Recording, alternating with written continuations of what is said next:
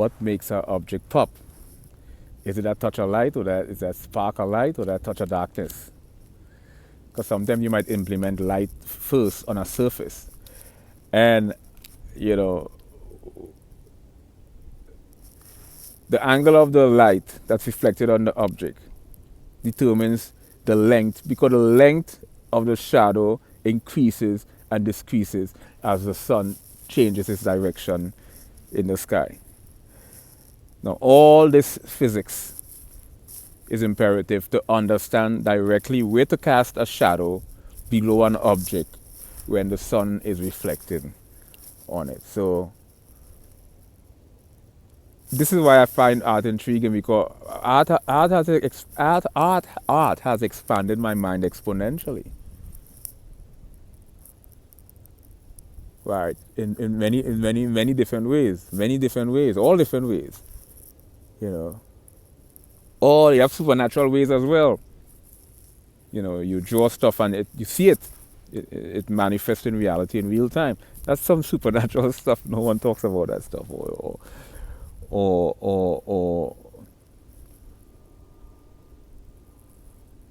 you create an object and then you just a touch of light and it comes to life, or a touch of darkness and it just takes form, or you just put a little red into a green pepper, and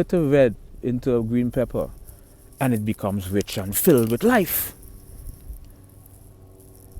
This is what art does. This is art. You paint in a pepper, and it's fascinating because you put a little darkness and it just takes a form.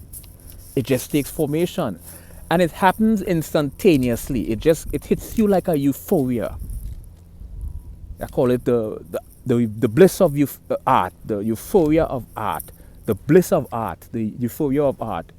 And one bliss is when you cast that little shadow on that object. You cast that little shadow on that two-dimensional object, and it just takes form.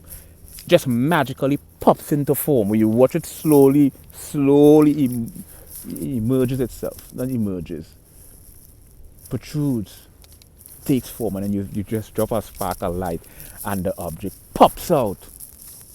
It's like a three-dimensional depiction on a two-dimensional surface. That's a fascinating phenomenon. You know, the kind of optical illusion that shades can do on a two-dimensional surface is quite a fascinating phenomenon, because you're seeing something that technically doesn't actually exist. It's an illusion, optical. You know, and surrealism is just, I find surrealistic art to be quite a fascinating phenomenon, because some of these artists who do juxtaposition of incongruity, your mind have to be quite your mind have to be so unorthodox, because the juxtaposition sometimes is so incoherent. Sometimes these two polarity in objects that emerges together have no commonality whatsoever. And I try to figure out, well, how does that artist in his mind find merge these two objects together, these two polarity together, and find a cohesiveness, a single cohesive polarity, a single cohesive polarity, and you see that in surrealism. So yeah, man, I think art is fascinating. Art is a phenomenon. Art is a phenomenon.